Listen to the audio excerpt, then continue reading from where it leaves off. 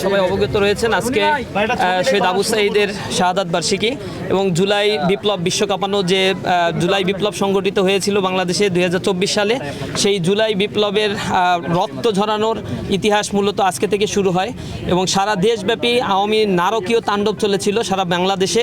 প্রত্যেকটি ক্যাম্পাসে ছাত্রলীগকে আজকের এই দিবাগত রাতে মূলত সারা বাংলাদেশ থেকে তাদেরকে প্রোটেক্ট করা হয়েছিল। 17 তারিখে সারা বাংলাদেশ ছাত্রলীগ মুক্ত হয়েছিল এবং এরপরে প্রশাসন যন্ত্রের মাধ্যমে সরকার দমন নিপীড়ন চালিয়েছিল, স্নাইপার দিয়ে রক্তাক্ত করেছিল আমাদের ভাইদেরকে। সহস্রাধিক মানুষ সেখানে জীবন দিয়েছে, হাজার হাজার পঙ্গুত্ব বরণ করেছে। আমরা আশ্চর্যের সাথে লক্ষ্য করছি এখনও পর্যন্ত সেই বিচারের ক্ষেত্রে দীর্ঘসূত্রিতা আমরা লক্ষ্য করছি। এরপরে জুলাই স্মৃতি ফাউন্ডেশন যেটা করা হয়েছে, জুলাই স্মৃতি জাদুঘর যেটি করা হয়েছে, সেখানে স্মৃতি জাদুঘরের কর্মকর্তা কর্মচারীদের বেতন দেওয়া হচ্ছে না। জুলাই স্মৃতি জাদুঘর জনগণের জন্য উন্মুক্ত করা হচ্ছে না। জুলাই স্মৃতি জাদুঘরের মধ্যে কী রক্ষণাবেক্ষণ করা হচ্ছে, কী সংরক্ষণ করা হচ্ছে তা নিয়ে সংশয় সন্দেহ দেখা দিচ্ছে।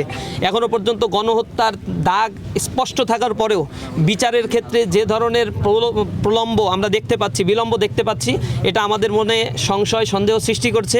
আমরা সরকারের প্রতি আবেদন জানাচ্ছি, সরকার যদি তাতে সাড়া না দেয় তাহলে রাজপথে থেকে আমাদের আন্দোলন করতে হবে। ইতিমধ্যেই রাজনৈতিক দলগুলো এই ব্যাপারে কথা বলছে। গণভোটের রায় তারা মানে না। জুলাই বিপ্লবে এই রক্তের সাথে তারা গাদ্দারি শুরু করেছে। তারা জুলাইয়ের পূর্ণাঙ্গ সনদগুলো বাস্তবায়ন করছে না।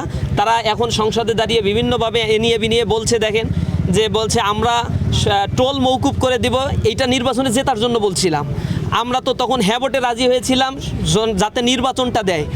তার মানে মুনাফিকির স্তর কোন পর্যায়ে এটা আমরা নির্বাচনের পূর্বে বলেছিলাম। বিএনপি হচ্ছে মুনাফিকের দল, এর আগে পরে সবসময় তারা এই কাজগুলো করেছে।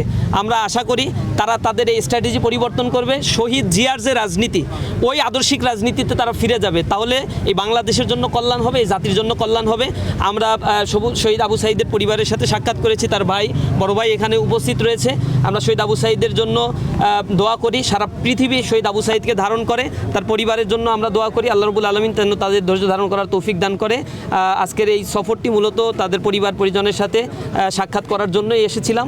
তো আপনাদের সকলকে আন্তরিকভাবে ধন্যবাদ জানিয়ে আমার কথা শেষ করছি। আসসালাম।